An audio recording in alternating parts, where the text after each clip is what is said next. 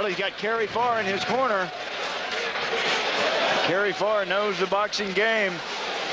Hello, friend. I'm Kerry Pharr. I'm the author of the book How to Box, Training for Boxing. It's actually an Amazon bestseller. It's $2.99 on Amazon. If you'd like a copy of that, you can go there and get it. Hey, let's talk today about, road work for boxing, conditioning, and for weight loss.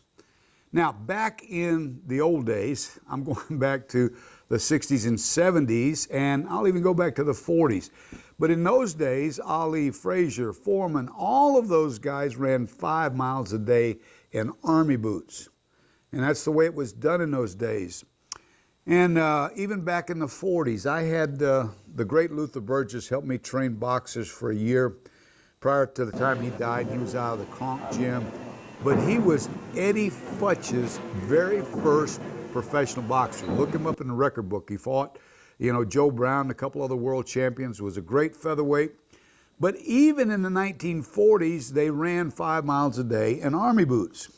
About 30 years ago, I ran into a couple of track coaches that, were highly educated, and they said to me, knowing that I'd had a boxing background, why do boxers run 5 miles every day when they fight in bursts? And what they were saying was boxers fight in like high intensity training bursts, and they should train differently.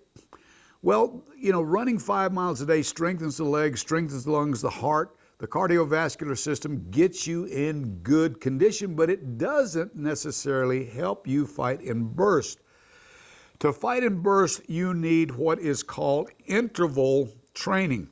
Okay, now, interval training is where you train extremely hard. It's called HIIT, H-I-T, high intensity training. Okay, guys, where you go all out for 30 or 60 seconds, and then you take a break for another 30 or 60 seconds, and you hit it again.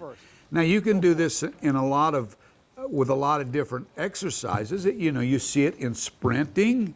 I remember when I was on the track team in high school, at the end of practice, every day the coach would make us run like 10 60-yard dashes, 10 100-yard dashes, maybe 5 220s and a couple 440s to get that cardiovascular conditioning. Roger Bannister was the first man that ever broke the 4-minute mile. For years, nobody could run a mile in under 4 minutes, and Roger Bannister came along and broke that record in 1954. Well, when he was training back in the 40s and 50s, prior to breaking this record, his training regimen was that he would run sprint 10 440s in training every day. Now, if you've never sprinted around a track that's, 440 yards, believe me, it's not easy to do, and going out there and doing 10 of those is very difficult. But that would give him that burst, that high-intensity training. In the boxing gym, we often do it with what is called switches. We'll take a heavy bag, and I'm going to demonstrate that with Keith McKnight and a couple of the guys in the gym right now. You're going to look at some video right now where the guys are hitting the bag non-stop for 30 or 60 seconds, and then one of us will holler time or switch, and they'll relax for 30 seconds and then come back and hit it again. What does this do? Well, it trains the body to recover very quickly, because when you're in an all-out fight, you use up all of your energy very rapidly, and so the body has to recover very quickly. So that's why you do interval training. I think that you need to do both. If you were, when I was training guys to fight a 12-round championship fight, we would definitely have the guys run like 5 miles a day, but we would also do interval training. Now, if you're an amateur boxer, you're only fighting a 3-round fight, or bout, you can run, as little as 3 miles, but you want to get your legs under, you want to be strong. And, and be able to hang in there. But you need to do some interval training. And we had a group of fantastic professional wrestlers training with us that were submission wrestlers, not the WWF stuff, the real submission stuff that you see like in the UFC today.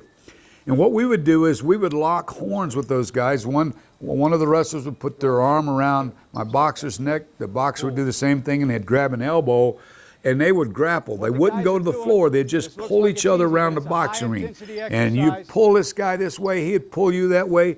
And it was an incredible high-intensity training to get the guys in shape. The wrestlers, also had to lift people over their heads. They had to do suplexes and throw people, up, throw them over their head and all of that stuff. So what they would do is they would do a tremendous amount of what we would call step-ups. They would take an 18-inch bench, and they would step up on that bench, up and down, and it sounds like it's relatively easy, but the old wrestling coach, Billy Robinson, one of the greatest wrestlers that ever lived, look him up.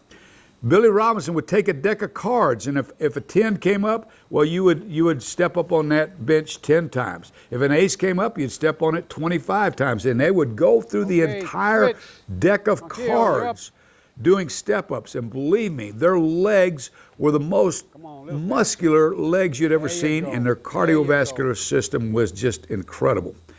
All right, so let's say, for example, you're wanting to lose fat. Well, you can get out there and, I think it's good to spend about an hour doing cardio. It doesn't have to be, high intensity, but you want to make sure that you do your cardio early in the morning and that you haven't eaten in the last 8 or 10 hours, because what happens is after 20 minutes, your body goes into fat burning mode and burns, fat for the rest of the time that you're out there. So you want to get enough time to burn some fat. Well, in conclusion, I think we all need to do a little bit of both. We need to do some long distance running, some continuous running, 3 to 5 miles, and then we need to do high intensity training to give us, that extra amount of energy in case we have to use it in a fight. Friends, thank you for watching the video today.